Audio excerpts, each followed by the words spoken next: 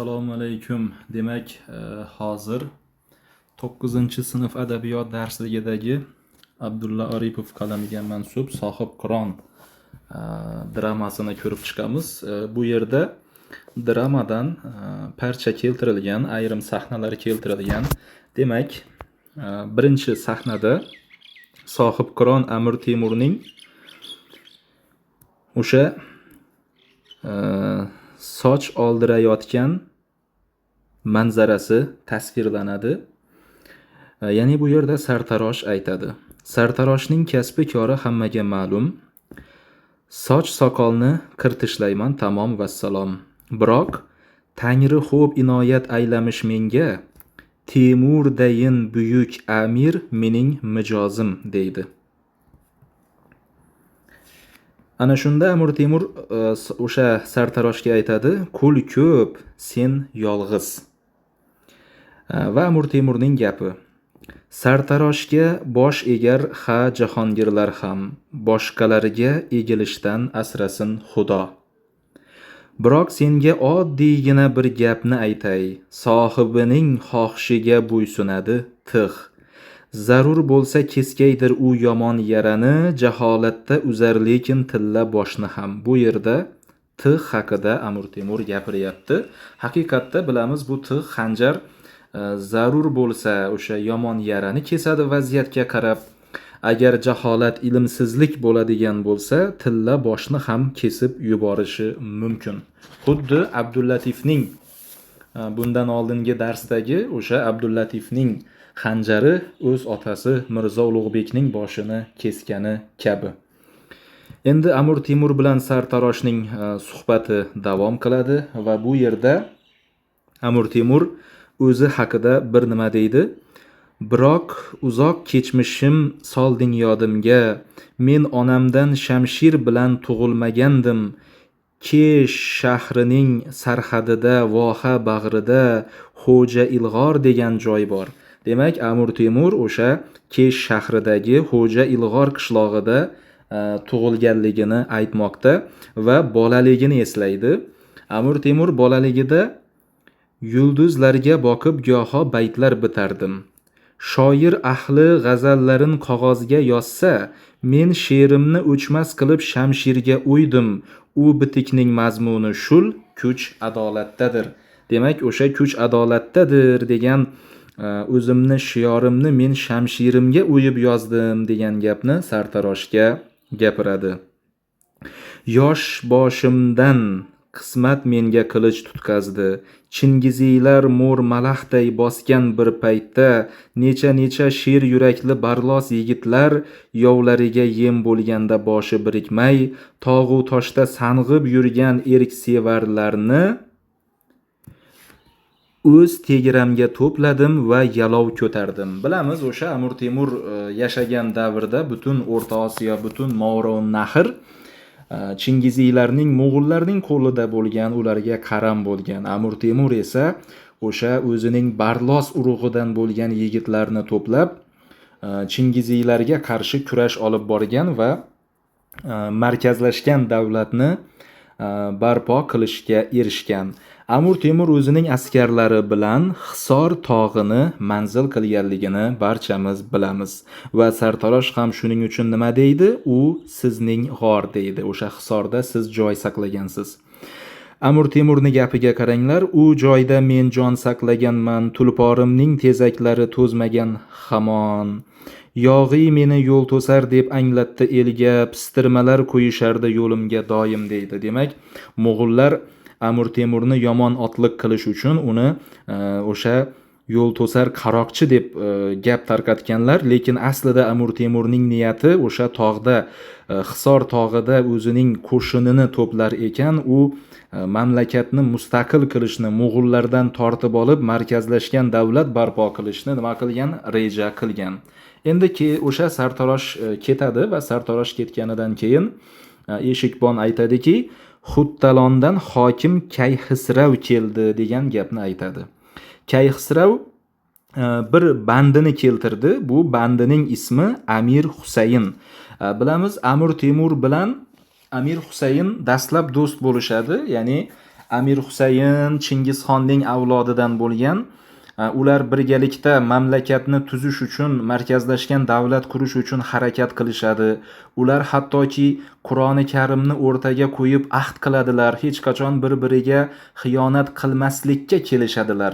Ammo o'sha Chinoz yaqinida bo'lgan Loy jangida Amir Temur va Amir Husaynning birlashgan qo'shini mo'g'ullarga qarshi kurashib turgan bir paytda Amir Husayn chekinadi. Chunki Amir Husaynning o'zi mo'g'ullardan edi va Amir Husaynning mana shu xiyonatini Amir Temur uzoq yillar kechira olmaydi. Eng qiziq tomoni, mana shu Amir Husaynning singlisi O'lijoy Turkon degan ayol Amir Temurning nimasi bo'lgan? Turmush o'rtog'i bo'lgan. Amir Husayn olib kirishsin dedi. Hozir bo'lsin Shayxul Islom amirlarim ham va albatta Piri Komil Said Baraka. Bilamiz, Said Baraka Amir Temurning o'sha piri bo'ladi va juda ko'p maslahatli ishlarni Temur o'sha piri bilan, Said Baraka bilan uning maslahatlariga quloq solgan holda qiladi. Ana shunda Amir Temurning gapiga qaranglar. Eshitdingiz muhtaram pir Said Baraka. Siz bu bilan, ya'ni Amir Husayn haqida gapiryapti, siz bu bilan Balx shahrida suhbatdosh bo'lib yashagansiz, sinagansiz. Taqdir deydi u, dedi. Bilamiz, Amir Husayn Balxning hokimi bo'lgan va Said Baraka Amir Husaynning dargohida ma'lum bir muddat yashagan. Endi Amir Temur mana shu voqeaga ishora qilyapti. Mana siz sinadingiz, bilasiz Amir Husayn qanday insonligini ayting demoqchi Amir Temur piriga. Shunda Said Barakani pirini gapiga qaranglar. Said Baraka nima dedi? Odamzodni yaratibdi Alloh serkaram, taqdirin ham belgilamish, biroq ayni payt odamzodni ozod qo'ymish sinamoq uchun bu sinovdan o'tolmagay Amir Husayn. Demak, Amir Husayn sinovdan o'tolmadi va u sotqinlik yo'lini tutdi. Said Baraka o'sha Amir Husaynni Balx shahrida qilgan juda ko'p gunohlarini aytib o'tadi. Birinchidan qaranglar. Gunohingdan bittasini aytayin Amir. Balx shahrida saroy qurding kayf safo uchun, masjidlarning mablag'larini sarf etding unga. Demak, Amir Husaynning o'sha qilgan xatolaridan biri Balx shahrida masjiddan kelgan mablag', masjidni pullarini tortib olish hisobiga saroy qurdirgan. Mana Amir Temur aytayapti, sen Qozog'on nabirasi, men Barlos zoda. Amir Husayn o'sha Qozog'onning nabirasi bo'lgan. Qozog'on bu Chingizxonning avlodidan. Amir Husaynning gapiga qaranglar. Bir qiblaga bab-baravar yuzni bursak ham, sen o'zga bir xonadondan men Chingiziyman. Demak, Amir Husayn doimo men Chingizxonni avlodiman deb maqtanib, kibrlanib yurar edi. Va Amir Temur bilamiz Barlos urug'idan bo'lgan o'sha turkiylarni, shuning uchun Amir Temurni doimo haqorat qilib kelar edi. Amir Temurning gapiga qaranglar. Xotirangdan chiqmagandir u o'smir yillar. Ikkimizni qo'yishgandi bir payt poygaga. Demak, bolaligida Amir Temur bilan Amir Husayn poyga qilganlar. Mendan ortda qolib ketding, biroq past tushmay o'shanda ham degan eding, men Chingiziyman. O'rtamizga qo'yib hatto Kalomulloni necha marta qasam ichding, ey, esla Husayn. Oxirgi payt seni bog'lab keltiray desam, qochib qolding, deydi. Amir Husayn aytadi. Omad mendan yuzini o'girdi. Yo'qsa sening toju taxting bo'lardi menda. Madrasaga bekingandim. Ablah Kayxisrav tanib qolmish egnimdagi zarbof to'nimdan. Demak, Amir Husayn Amir Temurdan qochib yuradi va o'sha yashirinib yurgan paytida madrasaga bekinadi. Lekin o'sha Temurning ishonchli amirlaridan biri Kayxisrav uni madrasadan topib oladi. Nima? O'sha zarbof to'nidan tanib qoladi. Temur aytadi. Kayxisravning otasini sen o'ldirgan eding, o'sha xun deb seni tutib keltirmishdir u. Demak, Kayxisrav nima uchun Amir Husayndan o'ch olmoqchi? Chunki Husayn uning otasini o'ldirgan edi.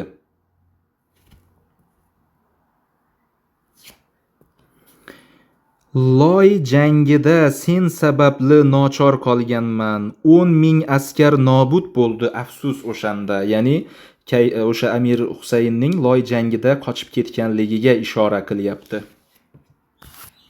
Temurning gapiga qaranglar.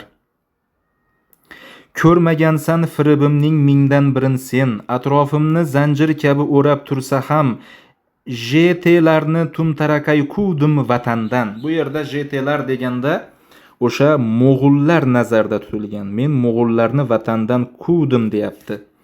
Bir jang chog'i muhtaram pirim Said Baraka egildi-yu yerdan siqim tuproqni olib, yog'iy qochdi deya nido qilganlaricha yov tomonga sochdi uni, yovchi ha qochdi.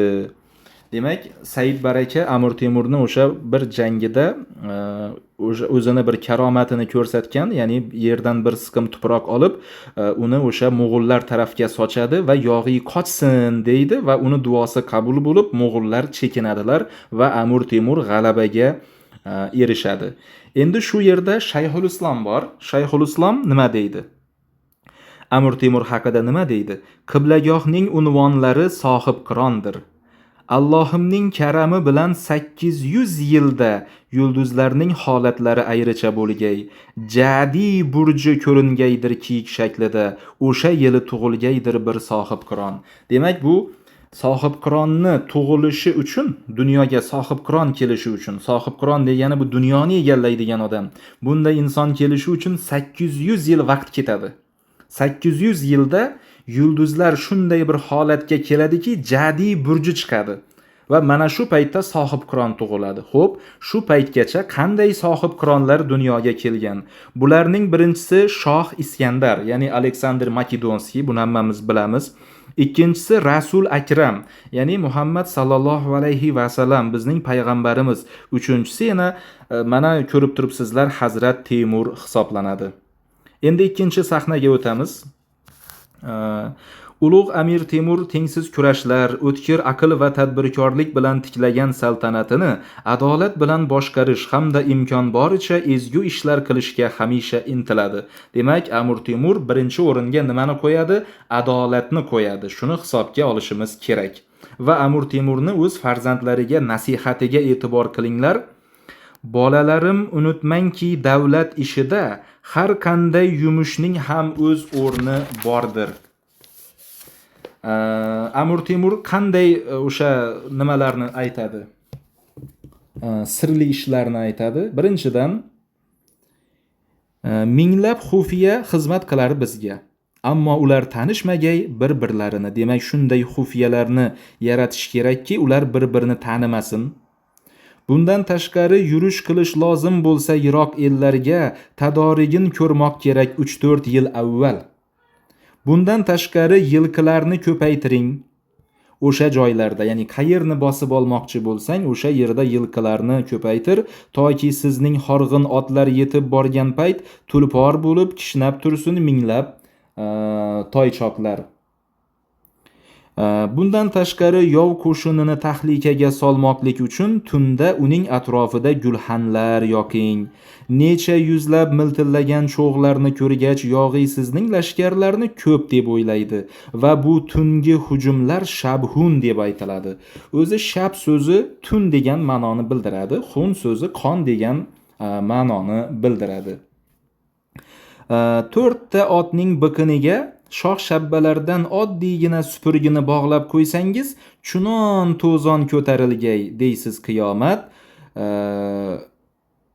Demak, o'sha otning dumiga supurgi boylaydigan bo'lsak, nima bo'ladi bog'lasak? Yerdan chang ko'tarilib, dushmanlar o'ylaydiki, go'yoki katta qo'shin kelyapti deb o'ylaydi va ularning ruhi sinadi. Mana Amir Temur qanday usullardan foydalangan. Endi olampanoh 2 ta chopar keldi deb uni Amir Temurning oldiga kelishadi. Demak, bu choparlar Rumodan kelgan. Bilamiz, Rumo deganda Turkiya nazarda tutiladi. O'sha choparni gapiga qaranglar. Qaysarimiz Boyazidning elchisidirman. Bu o'sha turk podshosi Sulton Boyazid Yildirim. Buni hammamiz bilamiz. O'z davrida Amir Temur bilan jang qilgan hukmdor hisoblanadi. Uning laqabi Qaysar bo'lgan, ya'ni hech kimga bo'ysunmagan va shu paytgacha birorta jangda yengilmagani uchun u Qaysar degan laqabni olgan. Amir Temurning gapiga qaranglar. Ko'pdan seni kutmoqdaman, xabar ber elchi, o'z-o'ziga qanday hukm chiqarmish sulton. Ya'ni Boyazid o'z-o'ziga qanday hukm chiqardi deyapti. Ya'ni men bilan tinchlik o'rnatmoqchimi yoki men bilan jang qilib mag'lub bo'lmoqchimi? Mana shu o'rinda biz Amir Temurning o'ziga bo'lgan ishonchini ko'rishimiz mumkin. Afsuski, Boyazidning maktubiga e'tibor qilinglar. Urush bilan hal bo'lajak bu mojarolar. Agarda sen biz tomonga kelmasang Temur, bilib qo'yki xotinlaring 3 taloq bo'lgay. Agar seni yenga olmay chekinsam ortga, unda mening xotinlarim bo'lsin 3 taloq. Mana Boyazid Yildirim turk podshosi qanday xato bir maktub yozgan, ayollarni o'rtaga qo'shgan. Natijada endi Amir Temur bu nomusga chidolmay o'sha Turkiyaga jang qilishga majbur bo'ladi. Bundan tashqari, Boyazid, maqsadingni aytibsan, ammo shart edimi xotinlarni qimorga tikmoq? O'zining ismini yozmish sulton oltin hal bilan bizning ism quyiroqda oddiy siyohda. Ya'ni o'sha maktubda Boyazid Yildirim o'zining ismini oltin yozuvlar bilan yozgan, Amir Temurning ismini esa oddiy siyohda yozgan. Shu orqali ham o'zining hurmatsizligini ko'rsatgan.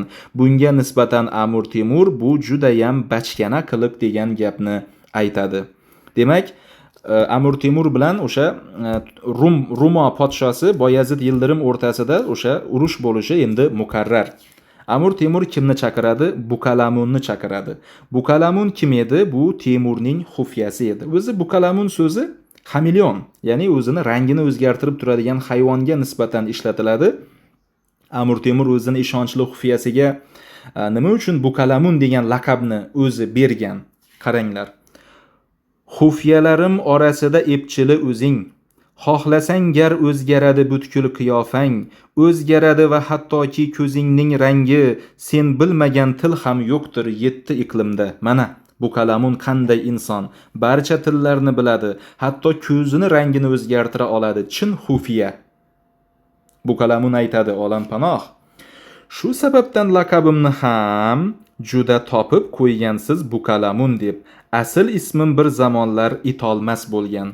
Demak, uning asl ismi Itolmas edi va bunga Bukalamun degan laqabni kim bergan? Amir Temur bergan. Shuni ham hisobga olinglar.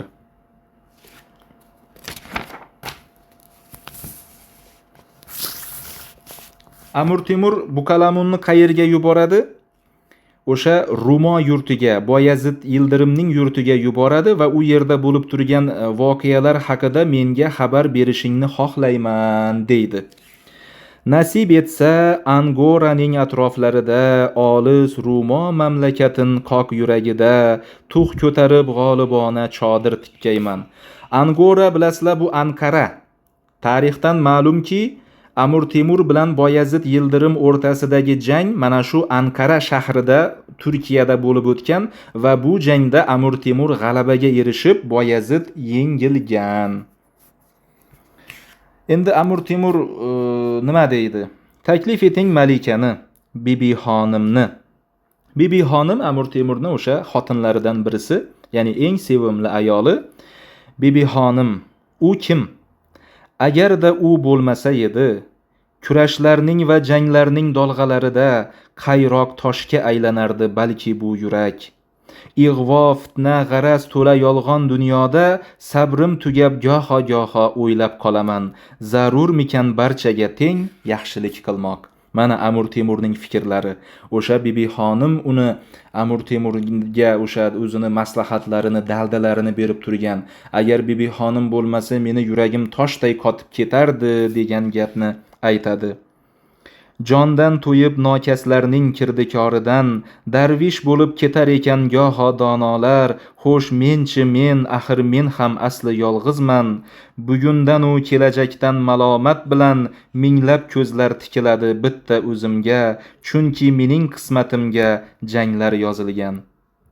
Amir Temur o'sha janglardan norozi, u tinchlik tarafdori. Afsuski, o'sha dushmanlar Amir Temurga tinchlik bermaydi, uni o'sha jang qilishga majbur qilishadi.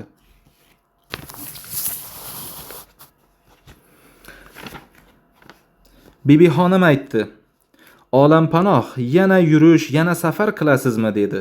Amir Temur ayoliga nima deydi? "Hisoblashmas qismat bizning istaklar bilan. Turkiylardan cho'chib farang mamlakatlari Rumo bilan ikkimizni gijgijlab qo'ydi. Bu nayrangni tushunmaydi afsus Boyazid. Boz ustiga kimki qochsa bizning g'azabdan Boyazidning saroyidan topmoqda panoh." Ya'ni bu yerda Amir Temur juda bir dono, siyosatni yaxshi tushunadigan bir inson ekani ko'rinadi. Boyazid, o'sha turk sultoni Boyazid farang mamlakatlarini qo'rqitib qo'yadi. Farang mamlakatlari deganda biz bugungi kunda Britaniya, o'sha Fransiya, Italiya, Germaniya kabi Yevropa mamlakatlarini nazarda tutamiz va bularning hammasi o'tmishda faranglar deb aytilgan. O'sha faranglar Boyaziddan qo'rqqanlari uchun, Boyazidni kuchsizlantirish uchun uni Amir Temur bilan urushishni xohlaydilar va ularni orasini gijgijlaydilar. Ayniqsa Boyazid bu o'sha hiylaga chuv tushadi va Amir Temurga haqoratomuz maktublar yo'llaydi. Ana shundan keyin Amir Temur Boyazid bilan jang qilishga majbur bo'lib qoladi. Uning asl maqsadi nima, murodi nima deb Bibi xonim so'radi. Shunda Amir Temur aytadi: "Sulton bizning saltanatga bepisand boqib, hasadini bildirmoqda yosh bola kabi. Endi jangga chorlabdi u oshkora, ochiq. Men Temurman, oriyat ham bor-ku dunyoda. Yetar endi kun o'g'longa egar urgayman. Rum tarafga yuzlanadi tulporim jadal. Men endi ilojsizman. Oriyatim nomusim uchun Turkiyaga jang qilmasam bo'lmaydi" deydi va Amir Temurning minadigan oti nima bo'lgan? Kun o'g'lon deb nom olgan. Amir Temur aytadi: "Yo'q azizam, Samarqandning saltanatida o'zingiz va nabiramiz Muhammad Sulton hukm farmo bo'lib turing." Demak, Amir Temur Turkiya jangiga ketishdan oldin Samarqandni idora qilishni kimga topshiradi? Bibi xonim bilan o'sha sevimli nabirasi Muhammad Sultonga topshiradi. Demak, 3-sahna. Angora yaqinidagi tepalikda Amir Temur o'z chodirini tikadi. Demak, biz Turkiyaga yetib keldik. Tashqarida g'ala-g'ovur, otlarning kishnashi, fillarning na'rasi eshitilib turadi. Chodir ichida taxtda Amir Temur, uning atrofida shahzodalar, amirlar, lashkarboshilar turibdi. Shu joyiga e'tibor qilamiz. Amir Temurning gapiga qaranglar. Kecha tunda munajjimlar, ya'ni axtarshunoslar, munajjim bu yulduzshunoslar, o'z axtar so'zi yulduz degan ma'noni bildiradi. Bu yulduzshunoslar yulduzlarga qarab taqdirni oldindan aytishga harakat qilishgan. Shuni aytayapti. Mana Shayxul Islomning gapiga qaranglar. Kecha tunda munajjimlar, axtarshunoslar yulduzlarning holatiga obdon boqishib, xosiyatli topishibdi bugungi kunni dedi. Shunda Amir Temur nima deydi? Qutlug' ta'bir. Ammo bugun Boyazid bilan Amir Temur jangga kiradi, munajjimlar emas. Shayxul Islom, bilib qo'ying hasratimni siz. U ham muslim, men ham muslim, bu ne ko'rgulik. U ham turkiy, men ham turkiy, bu ne gustohlik. Ya'ni birinchidan bu yerda Amir Temur munajjimlarning so'ziga ishonmasligini ochiq oydin aytayapti. O'zi munajjimlarni so'ziga ishonmaslik haqida mana shu Sohib Qiron asarida Amir Temur aytadi va oldingi o'sha darsdagi Navoiy romanida Navoiy ham aytadi. O'sha Husayn Boyqaro o'sha Yodgor Mirzo bilan jang qilmoqchi bo'lganida munajjimlar hozir jang qilsangiz to'g'ri kelmaydi, keyinroq jang qilsangiz albatta Yodgor Mirzoni yengasiz deganlarida Alisher Navoiy nima deydi? Yo'q, munajjimlarga ishonib bo'lmaydi, jangni bugun qilamiz. Chunki Yodgor Mirzo hozir qiyin ahvolda turibdi. Biz yurish qiladigan bo'lsak, u albatta yengiladi degan gapni aytadi. Demak, Navoiy ham, Amir Temur ham munajjimlarga nima qilmaydi? Ishonmaydi. Va bu yerda yana bir narsaga e'tibor qilishimiz kerak. Amir Temur men ham musulmonman, Boyazid ham musulmon, men ham turkiyman, Boyazid ham turkiy deyish orqali o'sha Boyazid bilan qilayotgan jangidan pushaymon ekanligini bildiryapti. Lekin afsus, iloji yo'q. Endi ortga qaytib bo'lmaydi. Shu bilan jang boshlanadi. Amir Temurni o'sha shahzodalarga va amirlarga aytgan gapiga qaranglar. Farmonimga quloq tuting. Biz kim mulki Turon, amiri Turkistonmiz. Biz kim millatlarning eng qadimi va eng ulug'i, Turkning bosh bo'g'inimiz. Alloh sizga madad berib zafar yor bo'lsin. Endi e'tibor qilinglar, Amir Temurning askarlari Boyazid Yildirim bilan jang qilib turgan bir paytda Amir Temur go'yoki hech nima bo'lmaganday o'zining chodiridan chiqmay shaxmat o'ynab o'tiradi.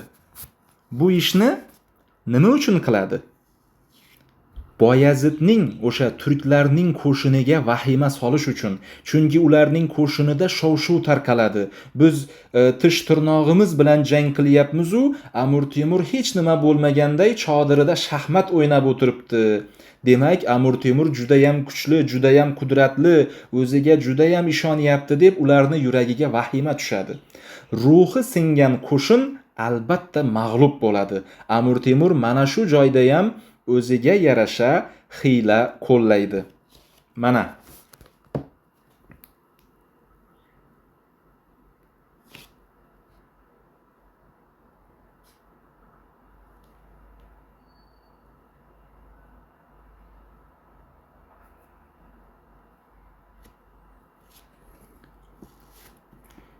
endi esa chorlang buyon Alovuddinni, u betimsol bir iste'dod, shatranj ustasi, Samarqanddan atay uni olib kelganman. Demak, Alovuddin o'sha shatranj, shaxmat o'ynash bo'yicha usta ekan. Amir Temur o'sha Alovuddinni chaqirib, u bilan chodirda nima qiladi? Shaxmat o'ynaydi.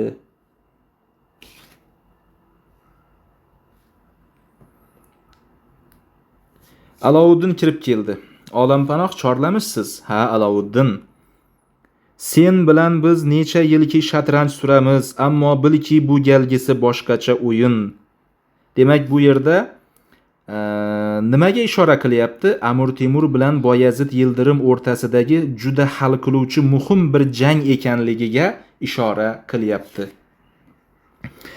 Eshitgansan Alovuddin, yoshlik chog'imdan men shatranjga ishqibozman. U nozik o'yin. Uni tengsiz san'at deya ta'rif etarlar, biroq shatranj o'xshar ko'proq jang san'atiga. Shu bilan bular o'yinni boshladilar. Amir Temur ham Alovuddin bilan shaxmat o'ynaydi, ham tashqaridagi jangni birday boshqarib o'tiradi. O'sha yasovul kelganida nima deydi? Mana.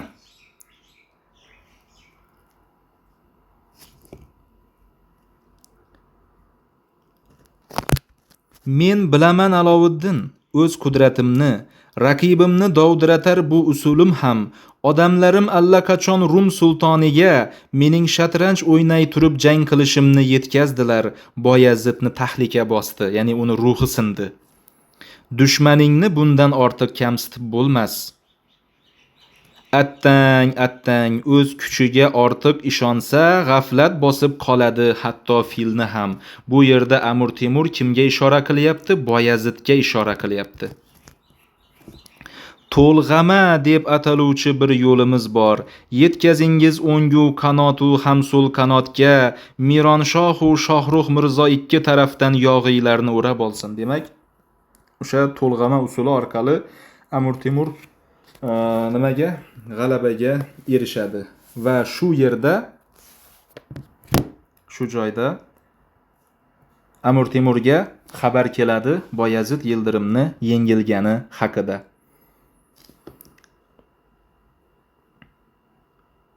Alovuddin qay yo'sinda yo'limni to'sma. Mana endi ishga tushar sarkardam farzin va ortidan ikkinchi ruh chiqar maydonga. Endi qayga qochib borgay sho'rli qora shoh. Endi kimdan madad kutsin yo kimga arzin bayon etsin. Bu yerda qora shoh deganda Amir Temur Boyazidni dushmanini nazarda tutyapti. Chiroyli mot. Amir Temur shaxmatda ham g'alabaga erishdi va Alovuddinni yenggan joyida Boyazidni ham yengilgani haqida xabar keldi. Bu ruhning ishi. Mana shu joyda Amir Temur so'z o'yini qiladi. Shoyat ruhlar menga mudom bo'lgay madadkor. Shunda Yasovul kirib keldi. Alo Hazrat, yaxshi xabar bor.